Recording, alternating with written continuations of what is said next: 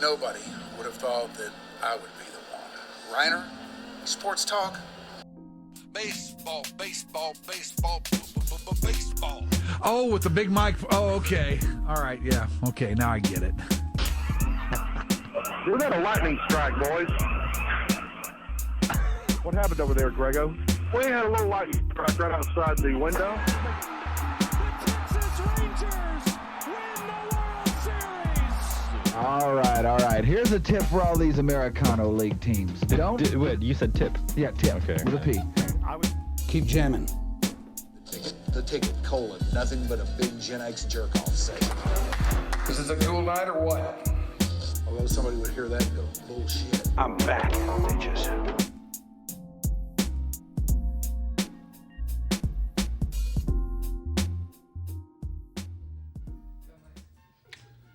And we are live at 5 once again. Hello, everybody.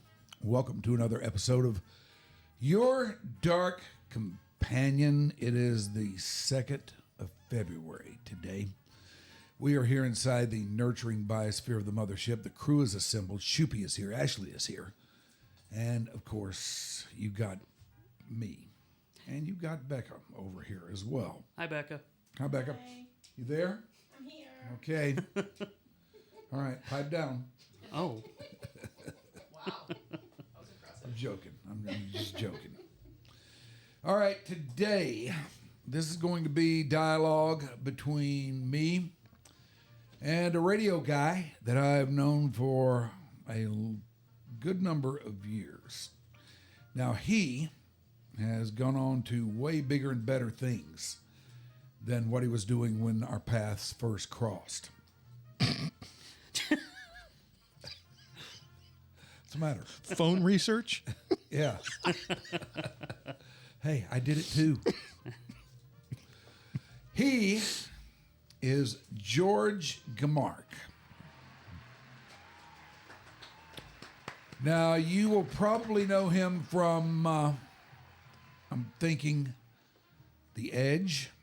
That's where you'll best know him from, because he was instrumental in the creation of that great station, getting it up on the air. But there's a lot that went on before and quite a bit that's gone on since. And we will get to The Edge, but first, how you doing, man?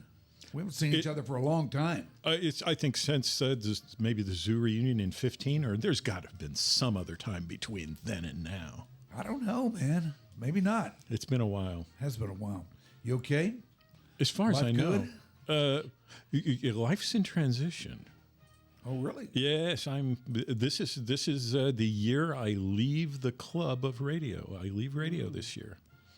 At some point, I don't know when yet, but at some point this year, I will make my exit. I did my 50. It's time. It is time.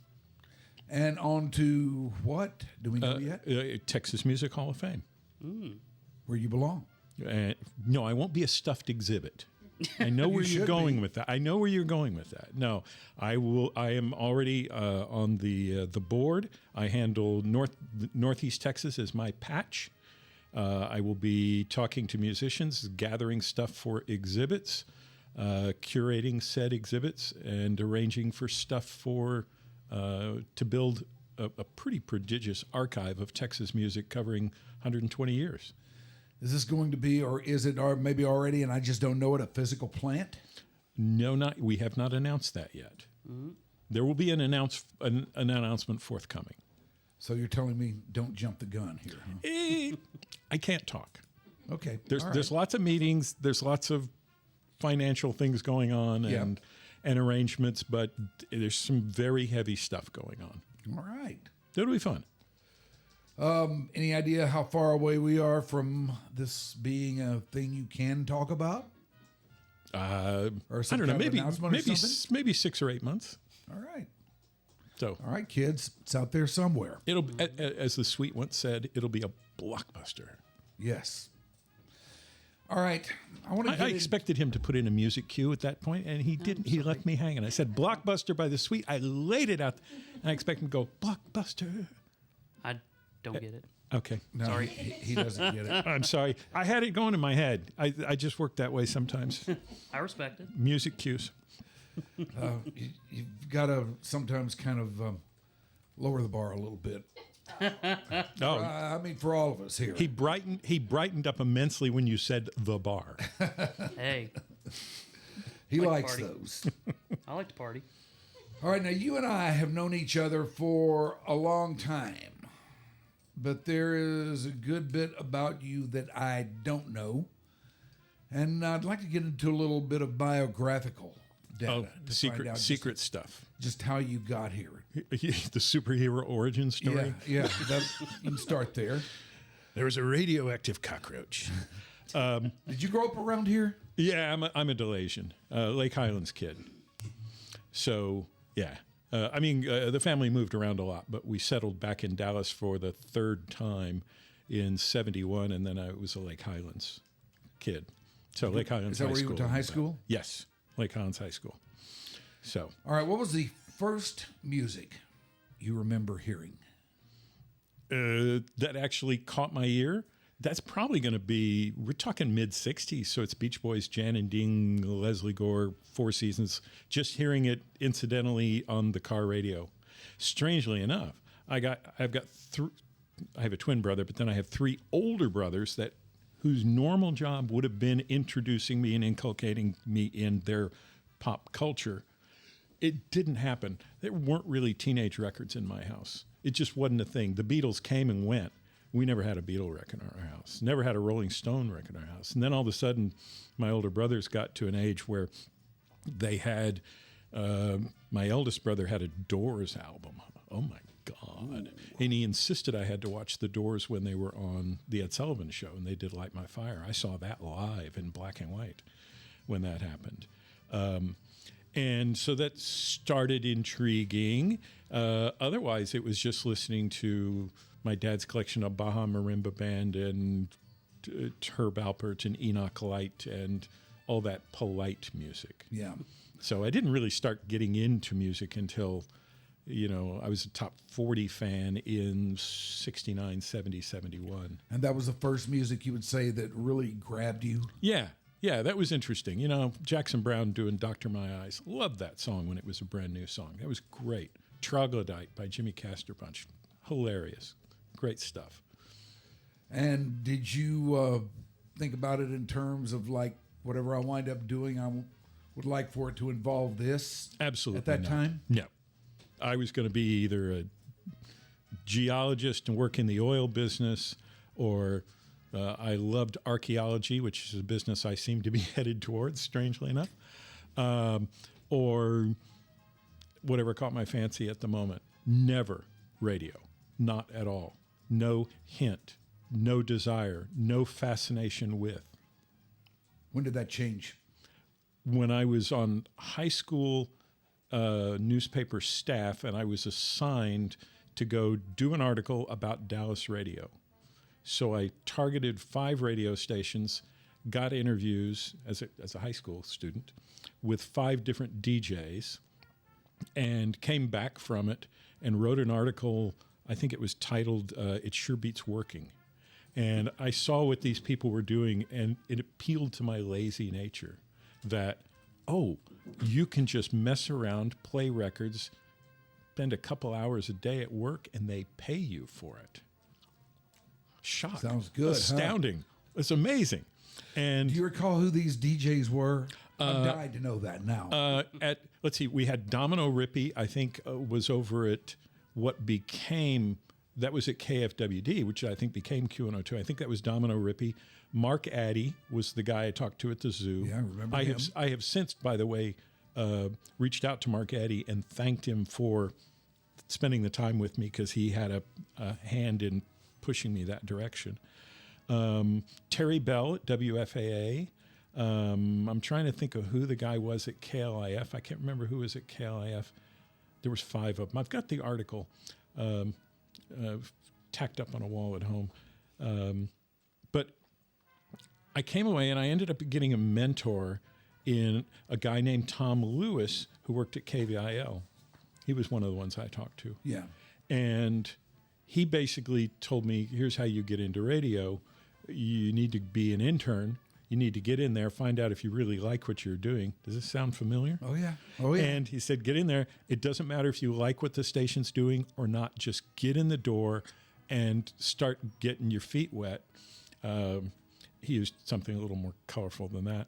Start getting your feet wet, and then you will see where you can go, but learn to do as much as you can so that by the time you go to college, you'll actually have a head start on everybody else at the school, which is what I did. And I ended up getting an internship at WRR AM, and they had me, they said, great kid, we can use you. And I was replacing a kid who was leaving to go to college. And so I came down and he trained me on how to make coffee, how the restrooms needed to be cleaned, how to record stuff coming off the wire machine from Pi Chamberlain, to record those news stories, clear the wire machines and get them to the newsman. And that, by the way, was Mark Willis, who you might know. Do you know Mark Willis? He's kind of in the news sports world as well. But that was who I was. Rings a bell, but I can't place it. And the guy, and I'm trying to think, Paul something or another was a guy who was also working there who ended up working as a sports something Paul, I can't remember his name. I can want to say Paul Kroom or something like that. But in any event, started at WRR AM. My shift was from 3 to 9, which sounded like a dream until I realized that they meant 3A to 9A. Yeah. So most of my senior year in high school, I was sleep deprived. It made going to senior prom very difficult. There's a picture of me actually in the yearbook of me asleep at the table, and my date is gone. But my very first day as a news intern, it was just me and the newsman, and I think it's April 30 of 75, and the teletype machines are just doing their normal thing. There's 5 or 6 of them in a row. And they all went quiet, and then they all started going crazy and just ding, ding, ding, ding, ding, ding, ding, which is a bad thing with the teletype when they start giving you the bulletin. Yeah. And I go start looking at, what in the world's going on, and it's the fall of Saigon. That just happened to be on my first day at work. So we kind of get him a big stack of carts and a big stack of things, and then he hands me a clipboard. And at 4 a.m, I get to call all the news staff at home. You need to come down to the station right now, sir. Who is this? And so the news staff assembled, and it went from being a ghost town to being a bustling AM newsroom. A beehive of activity. Yeah, in just a couple hours. And it was an amazing way to get baptized with fire in radio. Now, our paths first crossed at the zoo. I came along in 1979 as a 29-year-old news intern. You came along when? March of 80. So March of 80, fresh out of college. So I would have been, 23, I think. And that was one of those things where I was hot stuff up in college because I was working at the campus radio station and I was working up at KDNT FM. So I was on 106 FM, both at the same time. I had an article written about me in the local newspaper, in Texas Monthly, as a college student. And I was working with a friend of mine named Pat Reeder, and we were doing little comedy things. And then I had the punk and new wave show that I started in 77. And I had an oldies show that I did for a while for KDNT. So I thought, I had it going on. So I go down to the big city. I think, I can get a job in the big city. Surely, it's just down there. They've heard me there. So I go to talk to Q102. They're my friend, because I figured I go to this. I'm not that full of myself that I start at the zoo, but I go to Q102. Yeah, I got this show. It's kind of a punk and new wave. No, we got no place for you out here. Get out of the door. Go quickly. Okay. Next stop, over at KZEW. And I got a meeting with Tom Owens, who both of us know rather well. And he said basically the same thing. And I said, well, I'm fresh out of college. I've been a wild weed up there. I've never really had any peers to give me any advice. Would you listen to my tape and let me know what I'm doing right or doing wrong? He said, sure, I'll give you a couple minutes. So I hand him, the little tiny reel. And he puts it on the reel-to-reel deck behind his desk, turns his back to me, tented fingers, put it on the speakers, let the tape roll 10 minutes until it blip, blip, blip. Which was unusual, because usually it's 30 seconds and they've made a decision. 10 minutes. Went through all of my stuff. And then it's rewound it and turned around and just kind of thought a little bit and then said, so when are you available? When can you start? It's like, okay, anytime? He says, okay, well, let's get you started next week. You're going to be doing some phone research stuff. You've ever done call-out research? Oh, sure. I hadn't. And sets me up with that and says, we'll find a slot for you, but your show, this punk and new wave thing, that's not going to fly. That's barriers. We need to have something that's a little more, cohesive with what we do here at the station, which I have to admit is a station that I never listened to. I was aware of it, but I was not a fan of the music. But I knew it's where I needed to be. So he gives me just puts me on the spot. So what are you going to call your show? I didn't have an alternate name. I didn't have anything in the barrel ready to go. So he's got me on the spot. Behind him in his desk is a little stack, as all program directors had at the time, of albums that they've been listening to that they haven't yet had their little monkey, like me, file yet. And at the front of the stack of those monkey files was this Atlanta Rhythm Section album called A Rock and Roll Alternative. And my eyes were still good enough to read that at distance. And I just said, how about Rock and Roll Alternative? And he goes, that's a great name. Yeah, let's do that. So it became the Rock and Roll Alternative, a name I had never thought of prior, and didn't for a good 25 years admit that that's where it came from. And nobody on the zoo staff ever called me out on it, including you. Never said, why did you take your hipster name from something as boring as that? I connected the two. I don't know how many people connected the two. Okay. No, I did. I was aware of that album. But you thought that would have to be insane. Yes. I just didn't could think never there was happen. any way that George, the epitome of hipness and the epitome of the cutting edge, would ever draw anything from a mainstream rock album like that. I had never seen the album before in my life. I was not aware of that album. Their name from him? It could have said Cat's Breakfast, and I would have said, how about Cat's Breakfast? And Tom could have said, that's great. I just got lucky. All right, what got you going down the road of alternative music? Did you just not like what was going on in the mainstream, or are you just one of these guys who's always looking for something different and new, or maybe both? I was always disjointed from my time in music from the 70s. From the 70s on, I could not. I loved the silly top 40 songs when I was a teenager, but I could not get down with the heavy bands of 69, 70, 71. I just wasn't there at all. Had no interest. Like what? What heavy bands? Oh, I mean, all the usual players, Pink Floyd, Led Zeppelin, all that stuff. And my big brothers were no help because they barely had any music, and they were all out of the house by 73, so, there was no guidance going on there. So here you are, just this young teenager looking for something to fill the hole. Yeah. And that became 50s rock and roll. That became rockabilly. That became doo-wop. So I started collecting records of all that sort of stuff, music that was basically, 20 years old at the time.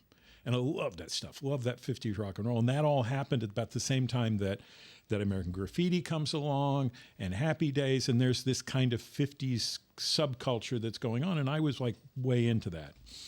And I started kind of graduating up, getting into up as far as like 66. But then you get into psychedelic era, and I wasn't quite ready for that.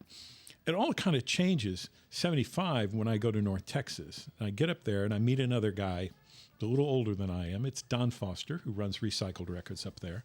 That's what he does now. He worked for the print shop at North Texas at the time. And he was also into 50s rock and roll.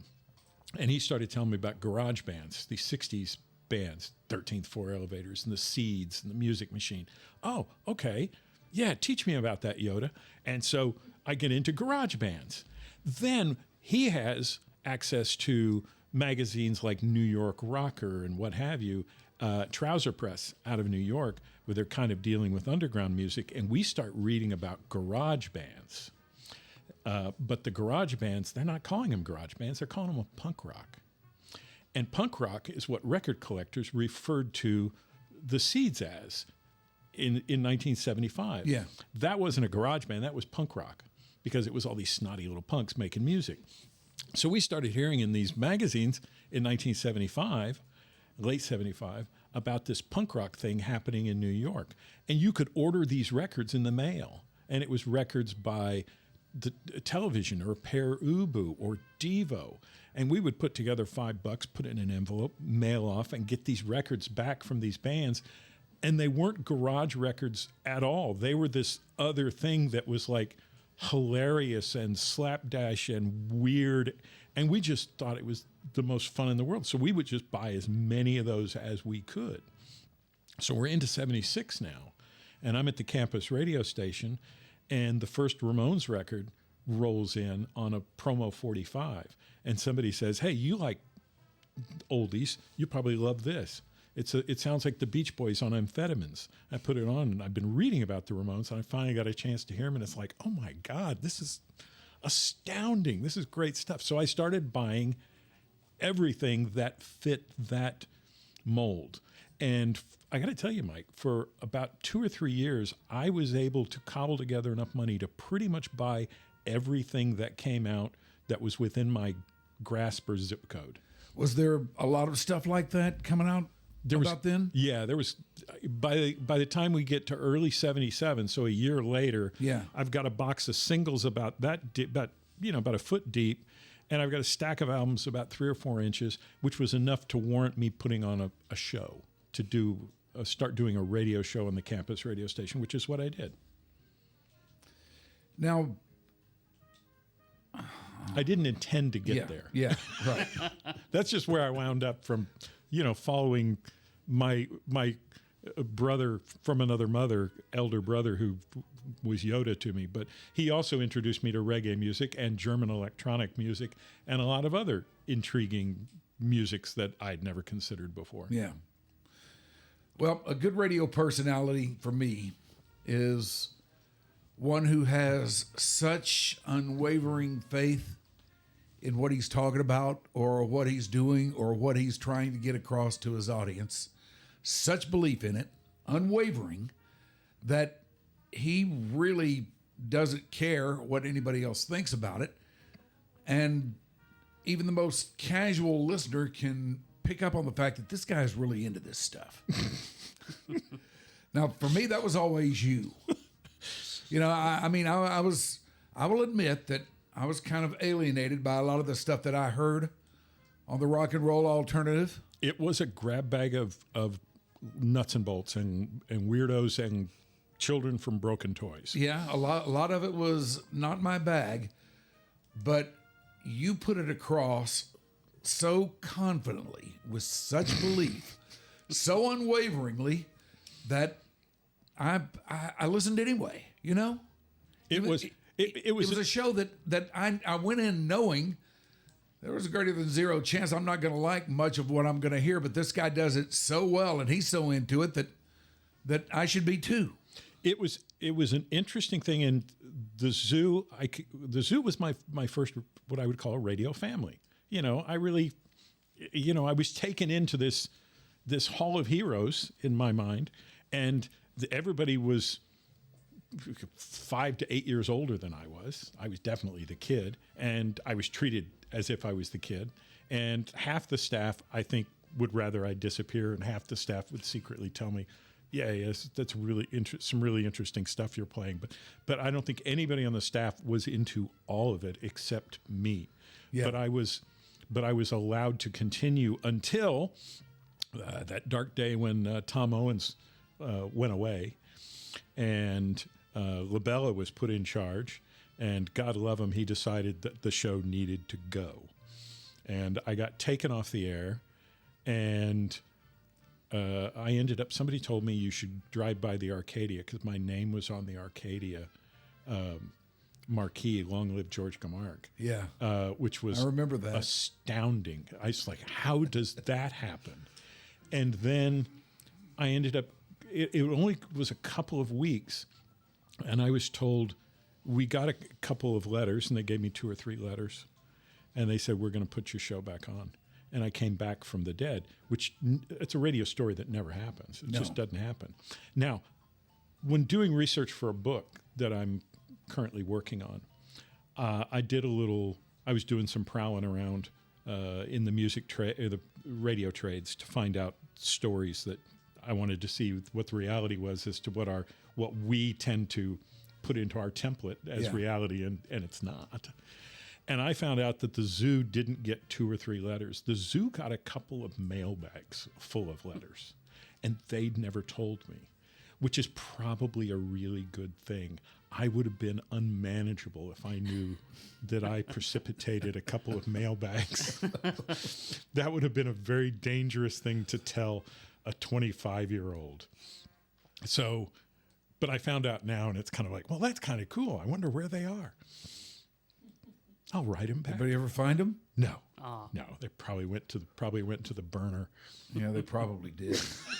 I mean, I spent a lot of time in Mr. John's office back then because he kind of leaned on me a little bit. And if he'd have had them in there, I know I would have seen them. You know, the nice thing about LaBella, you could always tell when he was coming down the hall. Vroom, vroom, vroom, vroom, vroom, vroom, vroom, vroom. Those corduroy pants. Vroom, vroom, vroom, vroom. Always the brown corduroy pants that were about to wear all the way through.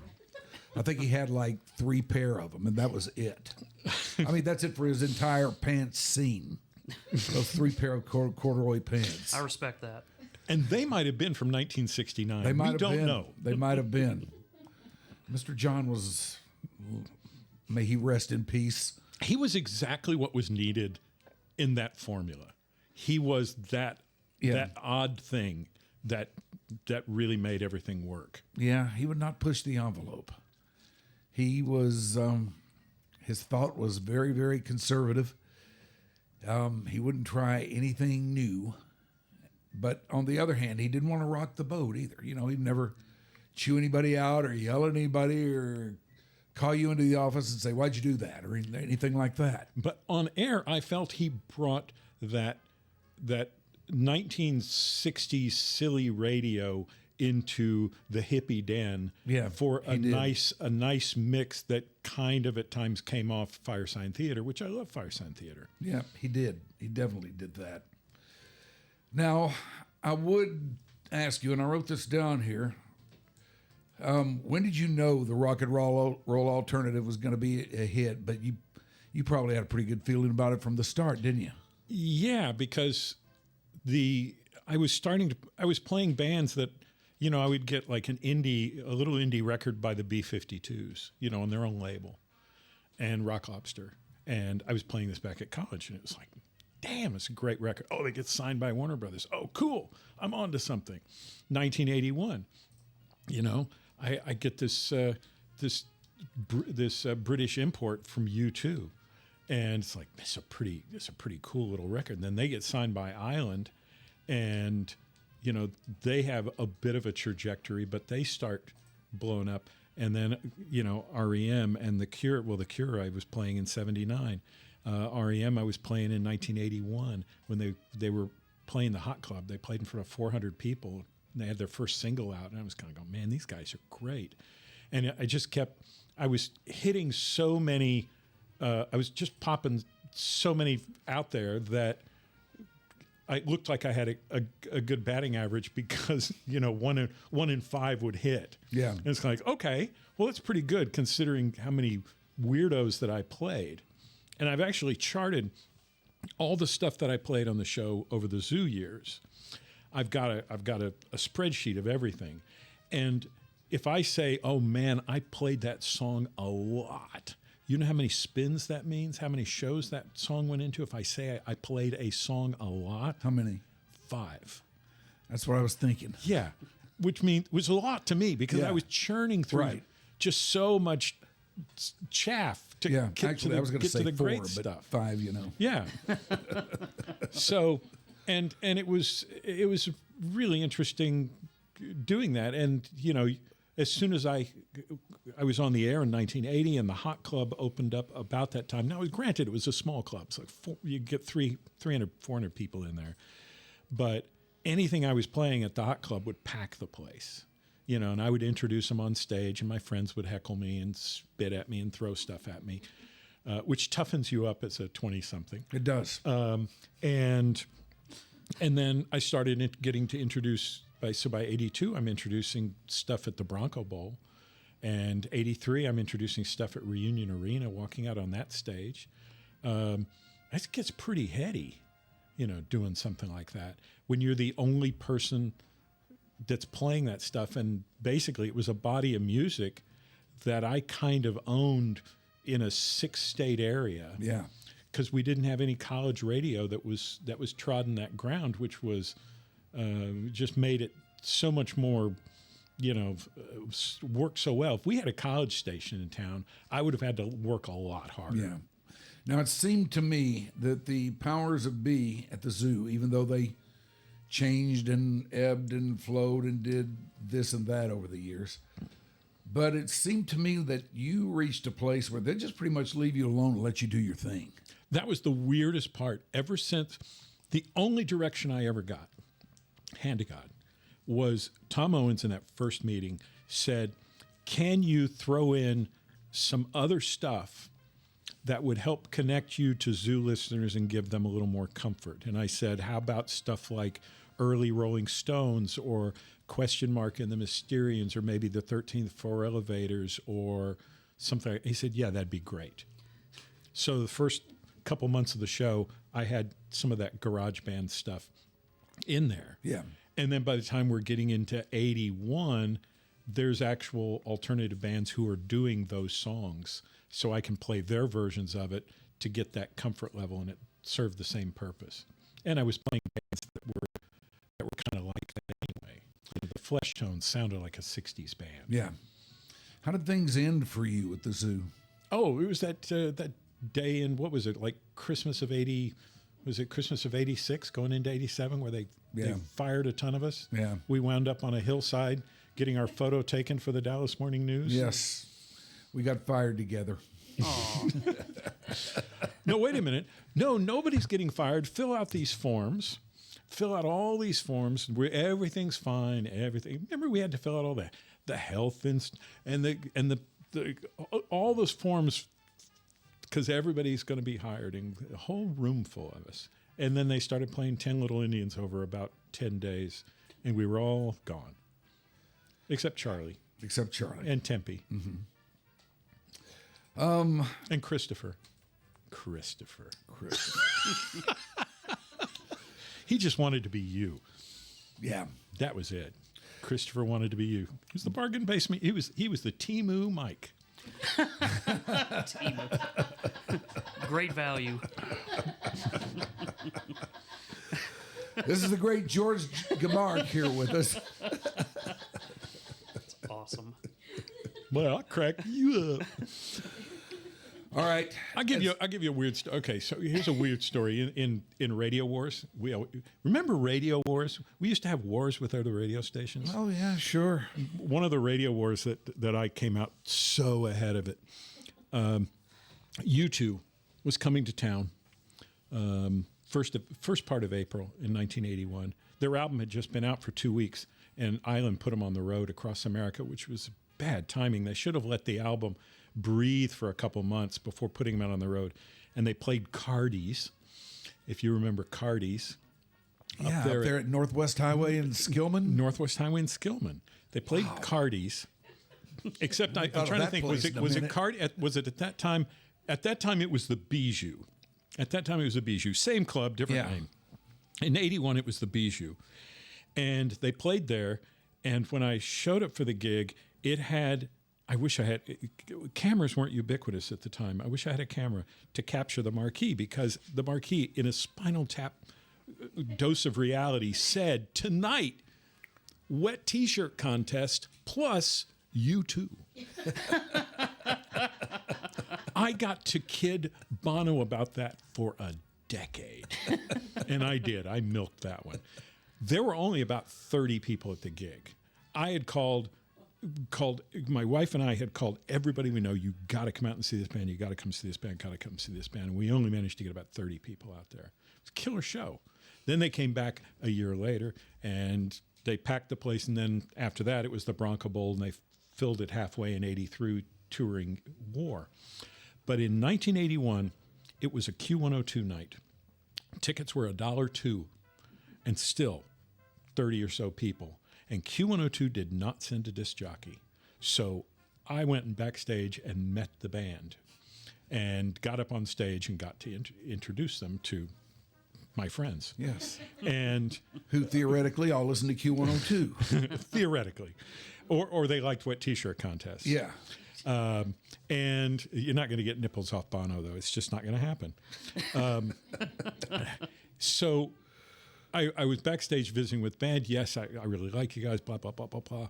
And Bono was getting dressed, and he had a shirt, and he took out a pocket knife, and he cut a brand new shirt, cut the sleeves off of it. It was a beautiful Japanese print shirt, and I ended up grabbing the sleeves. My souvenir. And went out and introduced him. And I'm young, I'm green, I haven't done this many times in clubs, and I introduced them as something along the lines of let's bring out, warm Texas welcome for one of the biggest bands to come out of England, U2. And as I pass Bono on the stage, he catches me by the elbow and he says, "We're from Ireland, lad."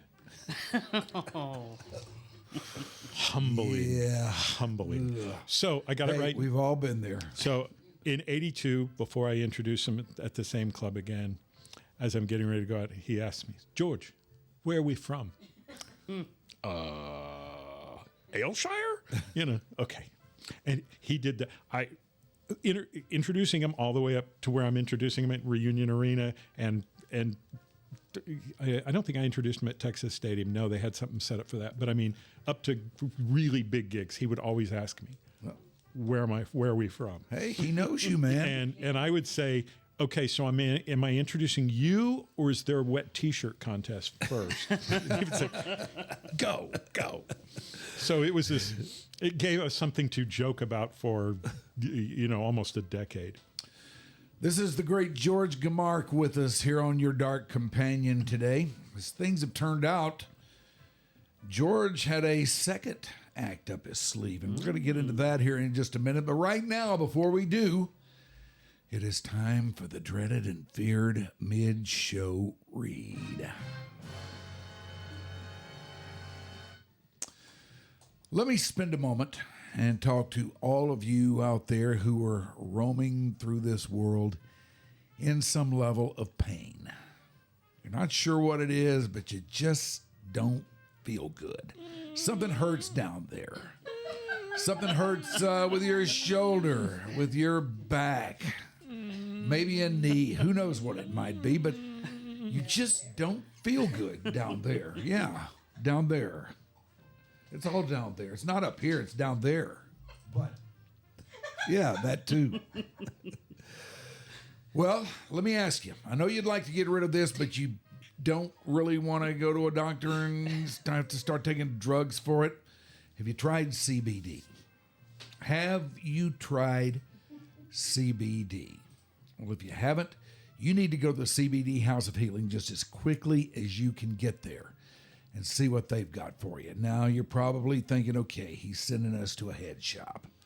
No, I'm not sending you to a head shop, although, you know, CBD is used for that purpose if you want it to be. But if you're using it for medicinal purpose, well, their owner is an RN, and she knows all about using CBD for medicinal purposes. And if you go in there and talk to her, tell her what's going on with you, chances are she can help you out. Now, you may be thinking, okay, how do you know this?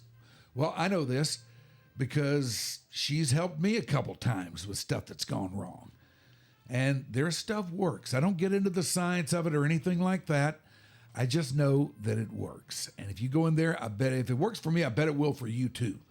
So drop by the CBD House of Healing, take a look around, talk to them, and see what you think. They are located at Northwest Highway and Plano Road in the northeast quadrant of that burgeoning intersection. The CBD House of Healing. Start your healing at the CBD House of Healing. Is that it? Yeah. We did That's it. all we got? We survived. Oh, God. Nobody died here, thanks.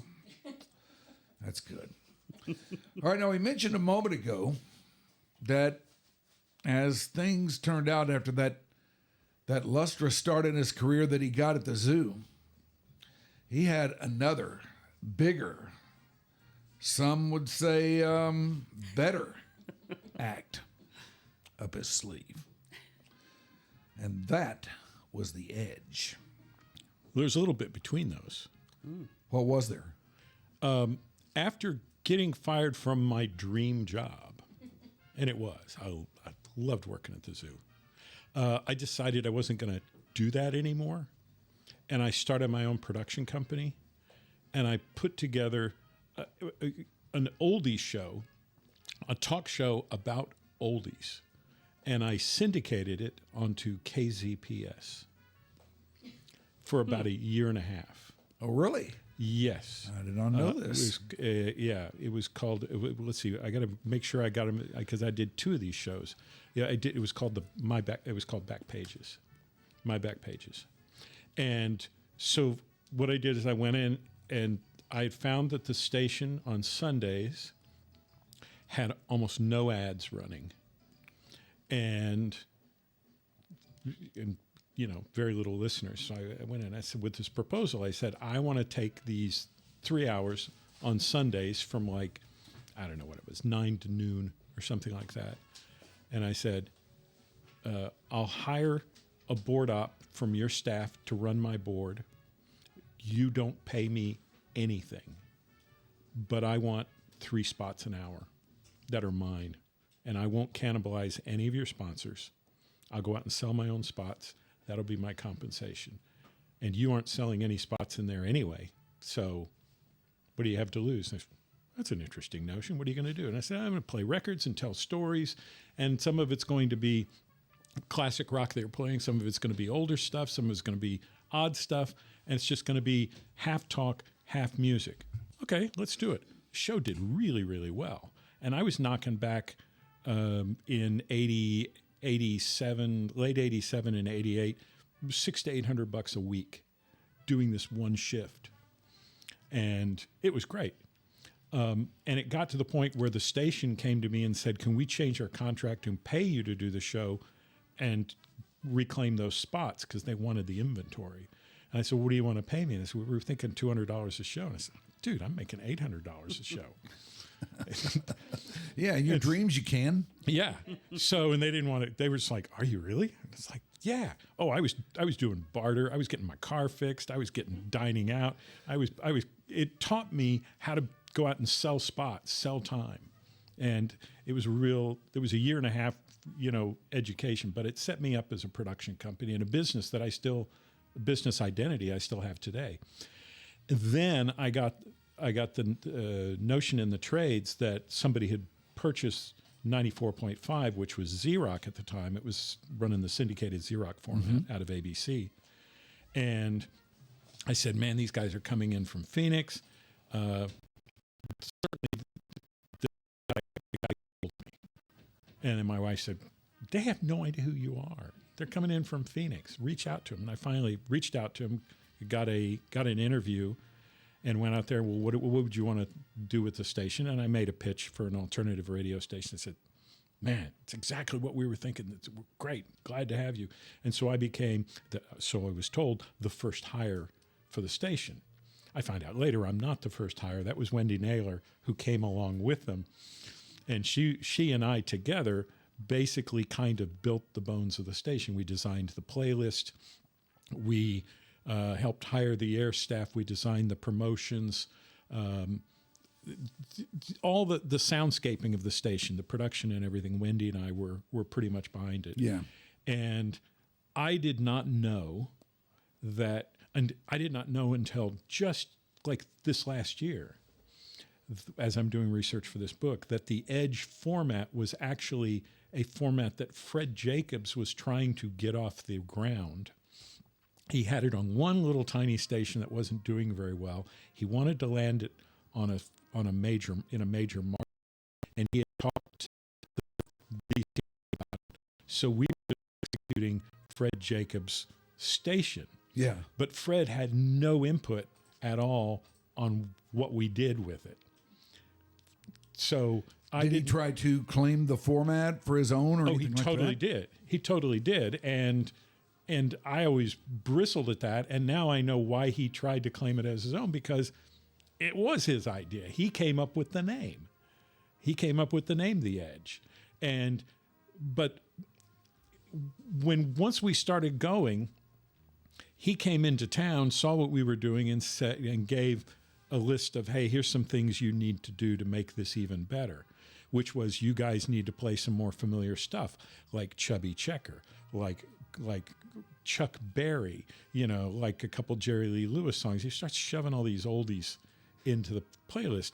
And our station manager kind of went along with it for a week or two until Wendy and I finally said, dude, we can't be playing this crap. You can't imagine the shit we're catching on the phones. Why were you playing Let's Twist Again next to the Replacements and the Sex Pistols? It makes no sense. Yeah, we're with you, man. So we jettisoned that. So that was a weird backstory I didn't know. But that station was such fun, and we struggled so hard to catch an audience. The audience that we got, the small audience that we got, they so loved us. It was such a big deal audience for them. But we were doing, I've looked at the ratings, and we were doing like a 2.5 or a 3, Mm-hmm. So we're like down 20 pegs from the top. But the station's running on a budget of nothing. I mean, they weren't paying anybody anything to do that thing. So we could survive on that. And it was such huge fun. When did the Edge start to turn the corner? Financially? Or just in any way? I mean, when did it start to draw a larger audience and well, it started building through, went on the air in basically July 4th weekend of '89. And it started building in 91, 92 as general pop culture caught up with what we were doing, because we suddenly had hit acts like Pearl Jam and Nirvana, and it was really catching on. And then we came to a point where we had just done Edge Fest, our first Edge Fest, Starplex, 20,000 people, sold it out almost immediately at a $9.45 ticket. Imagine that. Imagine that. And we had an owner who was a little slippery. He would have been great in a circus. He was a ringmaster. But he also had the cash box. And there was a lot of barter that was off the books. But they had vacations, and they had cars, and they had stylish clothes. And we had already caught him on a couple of occasions where stuff that was supposed to go to charitable sources, that we did things for the station and raise money, ended up only a fraction of it went to those places, which necessitated me taking over the Tales from the Edge CD. After the very first one, I ended up taking over the finances to that and paid for that out of my own pocket just to keep his fingers out of it. And we thought we had him boxed out with EdgeFest, and they ended up, we had 20,000 people at $9.45, and Starplex was basically giving us all the money. They kept concessions. We had to pay the bands $5,000 each out of that. It was a lot of money. And then it all went to the charity, and we thought everything was great until we find out 6 months later, or somehow, I don't even remember how we found it out, that the charity was actually set up by our station owner. Whoops. How long was this guy around? After that? Yeah, or just in general, was he there like from day one? Yeah, he was the guy who bought the station, bought the signal. Okay. And we didn't know at that time, but we quickly found out there were two other shadow investors. I think dentists up in Ohio. Yeah. And so we reached out to the dentists and said, this guy needs to go, or you're going to lose your license, because this is some serious stuff. And they came down and they had a chat with him, and he announced he was going to sell the station, and the station got sold. And the new owners came in and started wanting to have some changes in direction. But by that time, Wendy had already been run off. She'd been marginalized enough that she said, I'm going to go do something else. And then I loved her. I thought she was great. I talk to her all the time, still to this day. And tell her she's got a big fan here that remembers her. And they decided I was too dangerous to have around because I was part of the team that toppled the former king. And so I was obviously a revolutionary who wanted to run it all. I didn't. I never wanted to be program director. I was fine with doing afternoons and being music director. That was as much fun as I could ever dream of. So I was shown the door. And right at about that moment, pop culture really embraced the alternative thing. And this new version of The Edge, which was also now playing Ace of Base and Soundgarden, I have no idea how that works. Pop culture catches up with them, and they make a big climb in the ratings, and Joel Folger is a genius. Now, for those of you who don't know, Joel Folger, who's no longer with us, not a genius. But he's a follower, and he took credit for the shoulders of which he was standing upon, and The Edge became a really big, influential station. Now, The Zoo and The Edge, which are both now in their grave a number of years, I always equate it to Elvis and James Dean. The Zoo was James Dean. The Zoo died relatively young and pretty. The Edge turned into Elvis, bloated on a toilet. It got really ugly at the end. So here's to my former James Dean buddy. Thank you. But The Edge was, in fact, it got so bad. I did an Edge reunion at the Lakewood Theater for the, I'm thinking it was the 20th or the 30th anniversary of The Edge. And I was putting together some bands, and we were going to do it at the Lakewood Theater. And I reached out to the station. I said, "You want to send some jocks down so we can have some of the continuity from 1989 to now?" And they said, "No, you people have nothing to do with us. Your listeners are not our listeners. You're just a bunch of old folks." What were they doing then? The same thing? They were playing all their contemporary stuff, but they had no sense of their past. They had no homage to their past. Radio stations don't like to acknowledge that, man. They didn't want to identify that. No. And so when I prepared the posters, I put a granny on it, listening to headphones and swooning. This little old, looked like she was made out of dried apples. It was hilarious because they just didn't get it. Not unusual in our business, though, that they don't get it. One of the things we did at The Edge that was this. You know how on radio, if you said it with enough authority, you could get away with it. Yeah.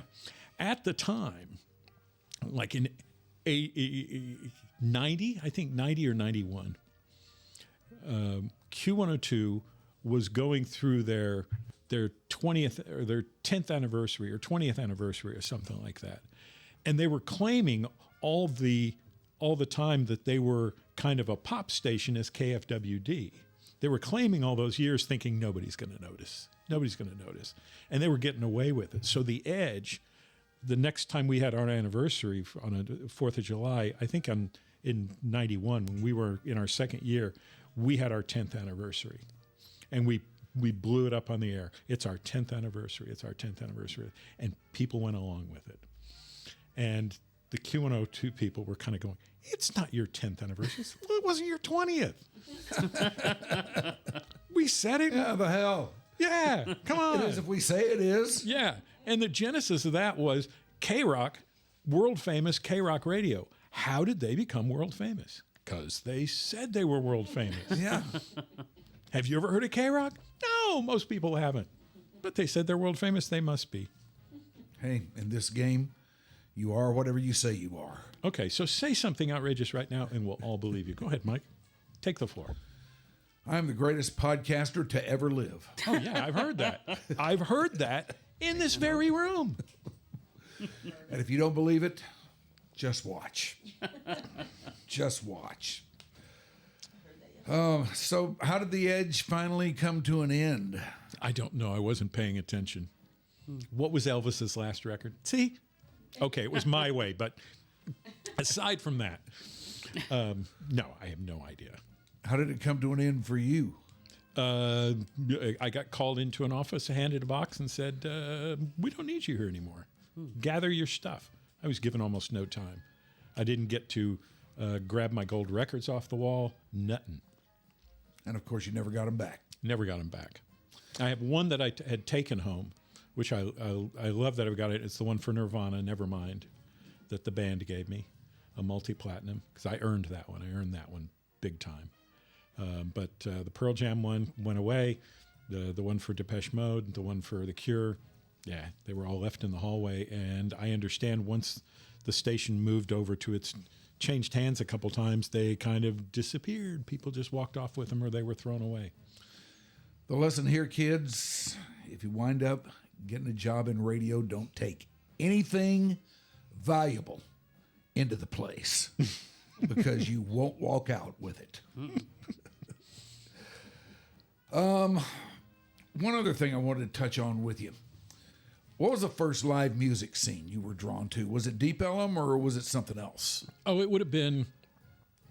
It would have been going to those weird little punk rock shows in '77, which would have started for me. It was down at DJ's down on the lower end of Greenville Avenue, seeing punk bands down there. I'm guessing that's probably 70. Is that 77 or 78? It's probably 78. 4th of July of '78.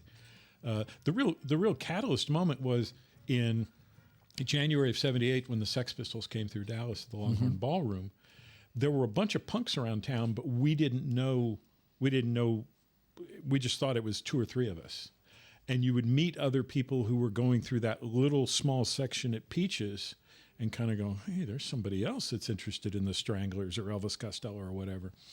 And then with the Sex Pistols, you ended up getting a couple hundred people in the room, and it's like, wow, there's more of us here. And by that time, some of these little bands emulating the Sex Pistols started coming up in Dallas, and they found venues. Some of them would play over at the like the Festival Theater, and then they gravitated towards DJs.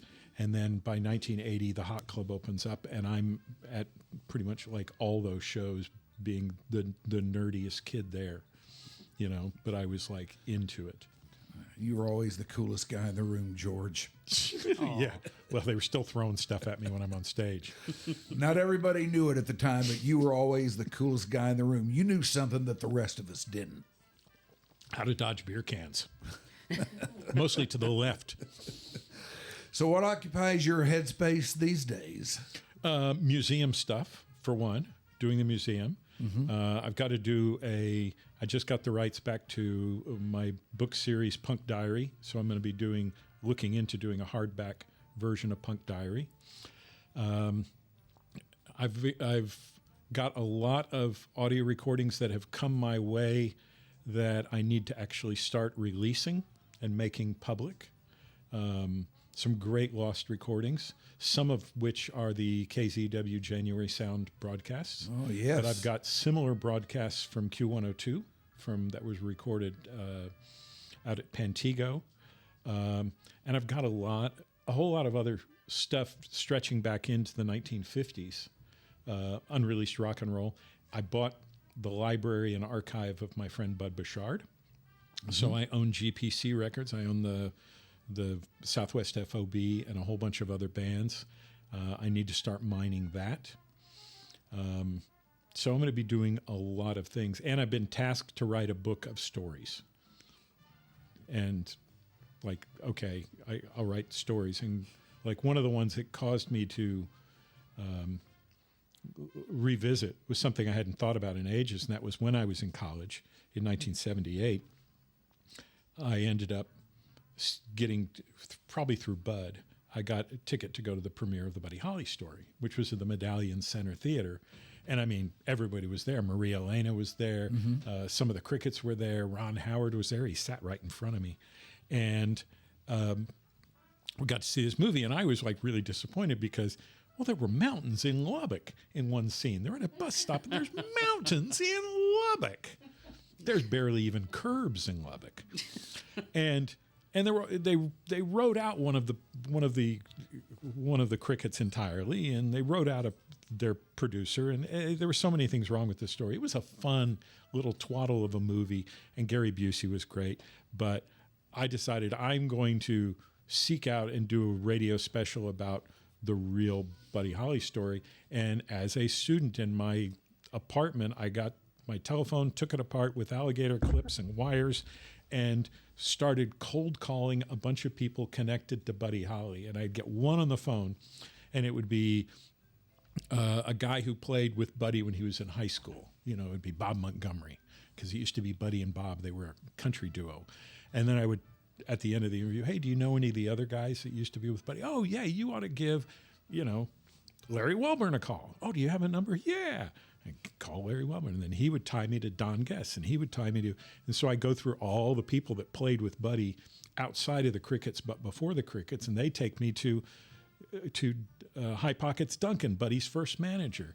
And then I end up going through Sonny Curtis, and then he puts me to Dick Jacobs, who did the last recording sessions with Buddy up in New York. And so I interviewed all these people, including Nicky Sullivan, who was the fourth member of the Crickets, who left the band at the end of 57 saying, this isn't for me. And I had a nice long chat with him. And so I got all these stories, made a little special about it and ran it. But now I found my raw tapes, and I've redigitized them, and I'm converting them to text, and I'm going to string together a lot of the stories that I got from them at the time that I've never seen anywhere else. There's some really fun stories. And then I also, about 25 years ago, had two different shows when I was doing Lost Tapes, which is my talk show with music for the Texas State Network. And I sat down with Maria Elena for about an hour and a half each on two separate nights on the show, and she told me a lot of stories, which were really great. So I've interviewed pretty much everybody except the two Crickets. I hadn't talked to either of them, but they've done a lot of interviews. Yeah. I got everybody else, people that nobody's talked to. You're an amazing cat. You are an amazing cat, and I cannot thank tell you that to my wife if you will. I will. Maybe that'll get me. Hey, I'll tell that to her. I'll tell that to whoever you want me to tell. I can get more of this because I've seen it firsthand for myself for a good number of years now. Thanks the one thing we have to remind people of is doing this sort of thing. You're paid in records. There is no money. There's no money involved in this. Not in this show. I mean, in this career. Because you don't earn money in radio. No, you don't. No, it's free records. No, sure. It's pizza. That's all it is, yeah. Getting in clubs for free. That's enough. Yeah, that's what you get. Who could ask for more? So if you're thinking of getting in radio, live cheap. That's right. Just know and understand those things.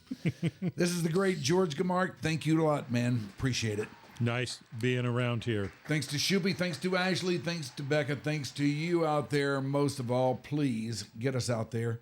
Share us on your social media, like us, do all that stuff, and we will keep this thing going. Again, your dark companion here with you. I'm Mike Rhyner. Bye. There's stalactites.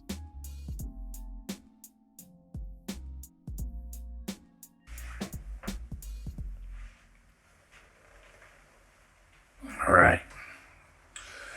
I'm gonna go take my pants off.